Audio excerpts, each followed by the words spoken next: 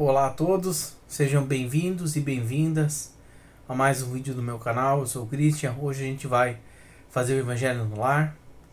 Então eu sugiro que você pause esse vídeo, sente, busca se acalmar, faça uma respiração consciente, para que dessa forma você consiga acalmar sua mente e ficar mais fácil se conectar a Deus, a espiritualidade maior, tá bom? Também sugiro que você pegue um copo de água, um líquido aí, um chá, alguma coisa, e deixe próximo aí com você, que depois, quando a gente terminar os estudos, fazer a oração de encerramento e os nossos irmãos da luz vão fluidificar e magnetizar essa água para nós, tá bom? Semana passada a gente finalizou o capítulo 21, né? E aí hoje a gente vai começar na questão 234, que é a primeira questão do capítulo sobre a mediunidade entre os animais. É um capítulo bem interessante, tenho muito pouco conhecimento sobre o tema. Então vamos ver o que a gente vai aprender hoje aqui, né? 234. Os animais podem ser médiums? Muitas vezes colocou-se essa pergunta, e certos fatos pareciam respondê-la afirmativamente. O que pôde, sobretudo, abonar esta opinião foram os sinais notáveis de inteligência de certos pássaros adestrados que parecem adivinhar o pensamento e tiram de um maço de cartas as que podem dar a resposta exata a uma questão proposta. Observamos essas experiências com um cuidado todo particular, e o que mais admiramos foi a arte que foi necessária para desdobrar, para a instrução desses pássaros. Não se lhe pode, sem dúvida, recusar uma certa dose de inteligência relativa, mas seria preciso convir que, em certas circunstâncias, sua perspicácia ultrapassaria de muito a do homem, porque não há pessoa que possa se gabar de fazer o que eles fazem. Seria preciso mesmo, para certas experiências, supor-lhes um dom de segunda vista, superior aos dos sonâmbulos mais clarividentes. Com efeito, sabe-se que a lucidez é essencialmente variável e que está sujeita a frequentes intermitências. Ao passo que entre esses pássaros, ela seria permanentemente e funcionaria no momento próprio como uma regularidade e uma precisão que não se vê em nenhum sonâmbulo. Numa palavra, ela nunca lhe faltaria. A maioria das experiências que vimos foram da natureza daquelas que fazem os prestigiadores, e não puderam nos deixar dúvidas sobre o emprego de alguns de seus meios, principalmente o das cartas forçadas. A arte da prestigitação consiste em dissimular esses meios, sem o que o efeito não teria encantado. O fenômeno, mesmo reduzido a essa proporção, não é menos interessante. E lhe resta sempre para admirar o talento do instrutor, como também a inteligência do aluno, porque a dificuldade a vencer é bem maior da que se o pássaro não agisse senão em virtude de suas próprias faculdades. Ora, levar este a fazer coisas que superam o limite do possível para a inteligência humana está provado, só por isso, o emprego de um procedimento secreto. E há, aliás, um fato constante, e é que esses pássaros não chegam a este grau de habilidade, senão ao fim de um certo tempo, e com a ajuda de sons particulares e perseverantes, o que não seria necessário se sua inteligência fizesse sozinha os encargos. Não é mais extraordinário dirigi-los para tirar as cartas do que habituá-los a repetirem música ou palavras? Ocorreu mesmo quando a prestidigitação quis imitar a segunda vista. Levava-se o sujeito ao extremo para que a ilusão fosse de longa duração. Desde a primeira vez que assistimos a uma sessão deste gênero, nela não vimos senão uma imitação muito imperfeita do sonambulismo, revelando a ignorância das condições mais essenciais desta faculdade. Questão 235, que é complemento ainda, né? Seja como for, em relação às experiências acima, a questão principal não ficou menos intacta em relação a um outro ponto de vista.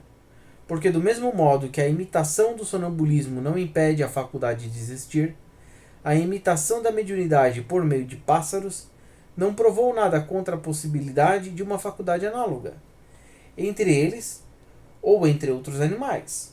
Trata-se de saber, pois, se os animais são aptos, como os homens, para servirem de intermediários aos espíritos para suas comunicações inteligentes. Parece mesmo bastante lógico supor que um ser vivo, dotado de uma certa dose de inteligência, seja mais apropriado para este efeito do que um corpo inerte, sem vitalidade, como uma mesa, por exemplo. Não obstante, é o que não ocorre. A questão 236 é bem grande aqui, então vamos parar para refletir um pouco. Vê que interessante esse fenômeno de mediunidade. Então você vê, existe a questão do treinamento, faz total sentido que tenha a questão do treinamento, porque os animais são inteligentes, né? Eles estão 2 níveis abaixo de nós, né? Vamos relembrar dentro do espiritismo a escala de evolução espírita, né? Reino mineral, reino vegetal, reino animal, reino elemental, reino hominal. E depois a gente vai virar pro reino de angelical, né? E aí eu creio que a evolução não vai terminar aí, a gente vai ter mais. É que a gente não tem esse conhecimento do que vem além disso, né? E então tu vê, interessante aqui nessa questão 235, que ele vai comentar. Então tu vê, da mesma maneira que existe uma maneira de você burlar, de você enganar, de você armar um golpe com uma mediunidade real, né? Que ele vai dar o exemplo aqui do sonambulismo, nós sabemos que pode ter uma simulação, por exemplo, de psicografia, desse tipo de coisa. Também pode acontecer com o animal ser treinado, mas isso não invalida que realmente exista. E enquanto eu faço aqui a leitura, me veio, por exemplo, dentro eu não vou saber aqui explicar no detalhe, porque eu realmente não sei. Mas dentro de cada reino desse evolutivo, existem animais de primeiro nível, por exemplo, e existem animais do último nível. Quanto mais avançado for dentro desse reino, mais próximo você está de migrar para o próximo reino. Não sei o detalhe quanto tempo fica em cada reino. Eu sei que existem espíritos muito evoluídos que os animais são regidos por alma grupo, né? Então, conforme ele está se destacando e conforme ele vai mostrando que ele está realmente agindo de uma maneira completamente diferente, aí já é um indício de que ele já está nessa transição de reinos. Mas existem espíritos evoluídos que fazem essa virada de chave, né? Então pegam aqueles espíritos e fazem essa mudança. Não sei entrar no detalhe, não sei quanto tempo demora tudo isso, mas eu sei que, por exemplo, você vê pela complexidade do animal, e aqui não é julgar o valor do animal, tá? Porque todos os animais são criação de Deus, assim, de uma maneira geral, porque Deus criou tudo, né? Tudo faz parte de Deus.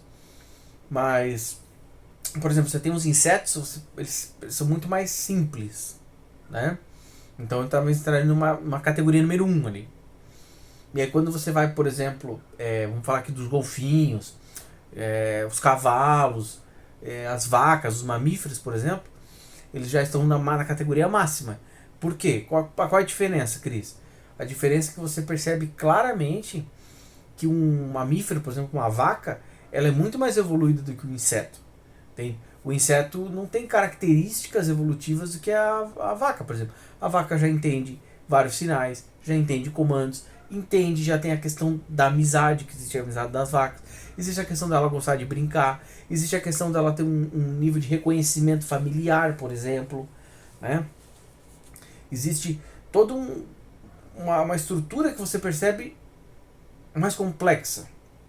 Por quê? Porque aquele animal que está naquele nível, ele já está muito mais avançado do que o inseto, que é uma coisa que com certeza existe, né? Nós temos colônias de cupim, colônias de formiga, colônias das abelhas. Então existe toda uma complexidade, existe todo não sei se é bem a palavra, mas um nível evolutivo, um nível de uma engenharia social, por exemplo. Percebe que existe uma complexidade. Mas é muito mais simples, né? Uma abelha, ela reconhece a outra ali pelo pólen e tal, mas ela não vai reconhecer a rainha, por exemplo, ela não vai ter um nível de complexidade como um mamífero, por exemplo, como um cachorro, né? Que consegue fazer a nossa leitura corporal, nossa leitura de entonação de voz. Então, você já percebe que ele já está desenvolvendo coisas que vão às vezes muito além do instinto, né?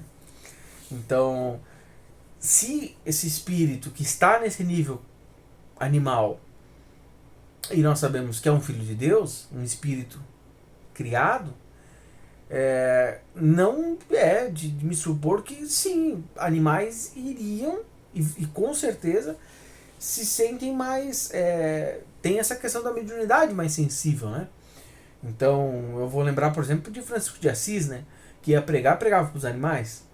Então nós sabemos que Francisco de Assis também foi a reencarnação de um evangelista, também foi a reencarnação de Chico Xavier. Então um espírito evoluído que está trabalhando para o Cristo faz um tempo. E aí ele não tinha com quem pregar, ele pregava com os animais e dizia que os animais paravam para prestar atenção e tudo mais. Por quê? Porque eu acredito fiamente nisso. Essa sensibilidade aguçada. Talvez o animal não conseguisse entender na completude o que ele estava explicando no Evangelho, por exemplo. Mas com certeza aquele espírito, todos nós sabemos que até a gente chegar no evangélico e abandonar alguns corpos, até o nível humano, nós temos corpos densos, né? Como o perispírito, como o corpo mental inferior, onde grava todas as informações das nossas encarnações. Então, com certeza, no momento que Chico Xavier, Francisco de Assis conversava com os animais, aqueles espíritos absorviam aquilo. Pode ser que eclodisse daqui a milhões e milhões de anos, quando ele chegasse numa fase luminal. Mas com certeza aquele conhecimento ficou retido. Então, se os animais se acalmavam, às vezes paravam para prestar atenção, era por quê? Porque sentiam toda essa questão energética, né? Mas eu também acho interessante aqui, antes de continuar para a questão 236, essa reflexão da importância de que não é porque acontecem certos fenômenos que a gente vai automaticamente colocar a culpa da espiritualidade, porque não é assim. Existe sim muitas e muitas causas que são físicas, né? Obviamente nós sabemos que tudo vem do espiritual, mas nossa, eu tô vendo passarinho adivinhando a carta. Uau, esse passarinho tem uma mediunidade. Pô, mas será que o passarinho não foi treinado? Então peraí, vamos tirar o conceito da navalha de Ockham, né? A explicação mais simples é a que a gente vai sempre buscar a explicação mais simples, porque é a que se torna verdadeira, né? Não ficar dando toda uma volta. Né? Então, pô, será que não é só um treinamento? Né? Como ele, o próprio Verdade vai nos falar aqui. Pô, mas se ele está treinando para pegar cartas, não pode ser. Se ele tem uma mediunidade para ver cartas, não pode ver mediunidade de outras coisas, né?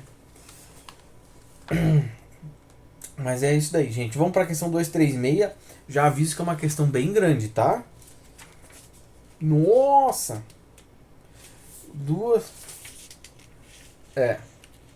São.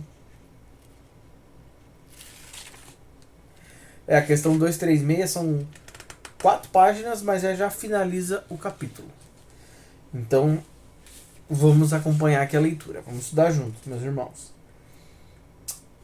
A questão da mediunidade dos animais se acha completamente resolvida na dissertação seguinte, dada por um espírito da qual se podem apreciar a profundidade e a sagacidade pelas citações que já tivemos ocasião de fazer. Para bem compreender o valor de sua demonstração, é essencial reportar-se à explicação que deu do papel do médium nas comunicações e que reproduzimos acima. Esta comunicação foi feita em seguida a uma discussão que teve lugar a este respeito na Sociedade Parisiense de Estudos Espíritas. Abordo hoje a questão da mediunidade dos animais, levantada e sustentada por um dos vossos mais fervorosos adeptos. Pretende ele, em virtude deste axioma, quem pode ou mais, pode ou menos, que nós podemos medianizar os pássaros e outros animais e deles nos servimos em nossas comunicações com a espécie humana. É o que chamais em filosofia, ou antes, em lógica pura e simplesmente um sofisma. Vós animais, disse ele, a matéria inerte quer dizer uma mesa, uma cadeira, um piano, a fortiori, deveis animar a matéria já animada, e notadamente os pássaros? Pois bem, no estado natural do espiritismo, isso não se passa, isso não pode ser. Primeiro, convenhamos bem acerca de nossos fatos. O que é um médium?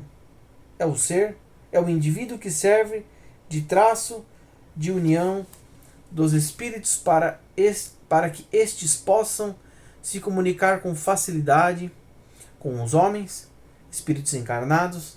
Por conseguinte, sem médium, nada de comunicações tangíveis, mentais, escritas, físicas, nem de qualquer espécie que seja. Há um princípio que estou seguro é admitido por todos os espíritas, é que os semelhantes agem como seus semelhantes e como seus semelhantes. Ora, quais são os semelhantes dos espíritos, senão os espíritos encarnados ou não? É preciso vos repetir sem cessar. Pois bem, eu vos repetirei ainda. Vosso perispírito é o nosso, são auridos no mesmo meio. São de uma natureza idêntica, são semelhantes numa palavra. Possuem uma propriedade de assimilação mais ou menos desenvolvida, de imantação mais ou menos vigorosa que nos permite, espíritos e encarnados, colocarmos-nos muito pronta e muito facilmente em relação, enfim, o que é peculiar aos médiuns. O que é da essência mesma de sua individualidade é uma afinidade especial e, ao mesmo tempo, uma força de expansão particular que anula neles toda refratariedade e estabelece, entre eles e nós, uma espécie de corrente, uma espécie de fusão que facilita nossas comunicações.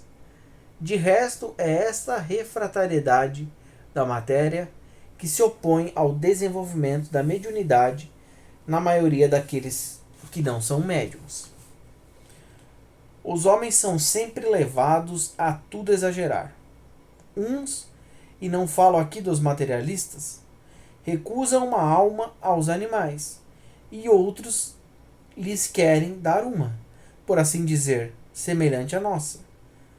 Por que querer assim confundir o perfectível com o imperfectível? Não, não estejais convencidos. O fogo que anima as bestas, o sopro que as faz agir, mover e falar em sua linguagem, não tem, quanto ao presente, nenhuma aptidão para se misturar, unir-se, fundir com o sopro divino. A alma etérea, o espírito, em uma palavra que anima o ser essencialmente perceptível, o homem. Esse rei da criação, ora, o que faz a superioridade da espécie humana sobre as outras espécies terrestres não é essa condição essencial da perfectibilidade? Pois bem, reconhecei, pois, que não se pode assimilar ao homem único, perfectível em si mesmo e em suas obras, nenhum indivíduo de outras raças vivas sobre a Terra. Aí ele vai fazer um asterisco aqui para a gente ver a nota explicativa da editora no final do livro, né? O cão, que pela sua inteligência superior entre os animais, tornou-se o amigo e o comensal do homem, é perfectível por si mesmo e por sua iniciativa pessoal?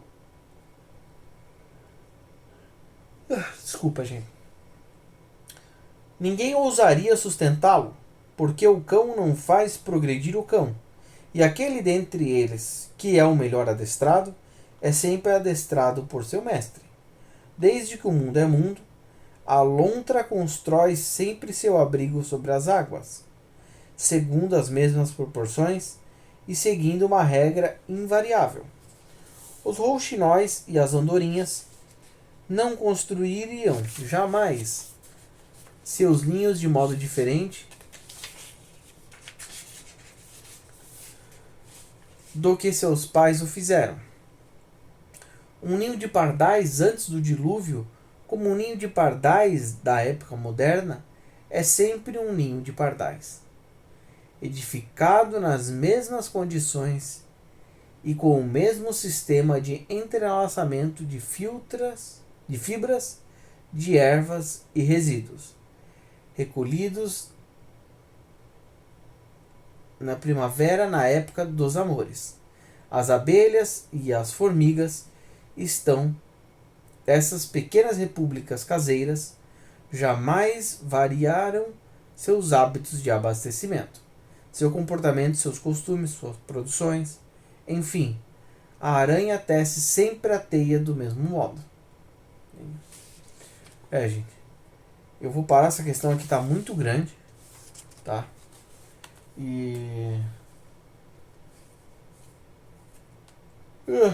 eu confesso que desculpa, tá um pouco tarde pra mim no momento que eu tô fazendo essa gravação. Eu não estou conseguindo me concentrar o máximo, né? E semana que vem a gente dá continuidade aqui, né? E eu acho que agora no complemento dessa questão, eu acho que o Espírito Verdade vai passar justamente essa questão da hierarquia dos animais ali, né? E uma coisa que ele já vai apontar aqui no final, que já fica o alerta para nós e faz total sentido, por isso que é que eu falo. Por isso que eu falei lá atrás, né? Aquela questão da evolução do animal, né? Então, se um roxinol ali faz a casinha dele, e aí você olha, às vezes, aquele mesmo roxinol, ele tá ali. Lembra que ele não vai ficar para sempre roxinol, né? Ele vai talvez iniciar inseto, depois ele vai virar passarinho, depois ele vai virar, sei lá, um esquilo, assim, ele vai transicionando ali dentro do próprio reino animal, né? Mas se ele tá X encarnações ali como um passarinho, e ele tá ainda preso ainda naquela coisa completamente instintiva, significa que ele ainda não está preparado para evoluir. Agora, no momento que ele começa a fazer coisas diferentes, despertar, aí significa que ele já está se habilitando a ir progredindo dentro do próprio reino dele, depois fazer a transição, né? Mas é isso daí, gente. Me desculpa que hoje eu não tô o melhor que eu posso. Hoje eu tive um dia muito difícil e tô um pouco cansado, mas compromisso com a espiritualidade é coisa séria e graças a Deus temos esse objetivo, essa oportunidade de conseguir realizar esse objetivo de fazermos o evangelho no lar, tá bom? Semana que vem a gente retoma esse meio pro final da questão, uma pergunta muito grande, na verdade, um texto, né, muito grande, e depois a gente segue nossos estudos no livro dos médios ainda, tá bom? Gente, vamos buscar agora nos acalmar para que a gente se mantenha conectado a Deus, nosso Pai, Criador. Muito obrigado, meu Deus, por esse momento do Evangelho no Lar, para mim, para os meus irmãos e irmãs que estão acompanhando pela internet, que estão aqui em espírito junto comigo. Eu peço, por favor, meu Deus, limpa meu espírito, limpa o espírito dos meus irmãos e irmãs, removendo todo e qualquer antimatéria, forma pensamento negativo, miasmas astrais. Por favor, meu Deus, ajude a mim, os meus irmãos e irmãs, para que todos nós possamos estar sintonizados e afinizados a Ti, para podermos evoluir, para podermos progredir, para podermos nos tornarmos seres humanos cada vez melhores, cada vez mais completos. Por favor, meu Deus, fortaleça e edifique todos os trabalhadores e trabalhadoras da luz. E eu te peço, por favor, meu Pai, levante barreiras de proteção na minha casa, nos lares das pessoas que estão assistindo esse vídeo, para que nenhum espírito trevoso, bagunceiro adentre esses lares, e sejam lares de amor, de união, de fraternidade, lares que vão replicar este mundo saudável, este mundo que nós estamos trabalhando para construir e para termos o merecimento de lá habitarmos. Muito obrigado, meu Deus, mais uma vez por essa oportunidade de estarmos estudando o Evangelho no Lar. Muito obrigado, Mestre Sananda. E é isso daí, gente. Fiquem todos com Deus e até o próximo vídeo.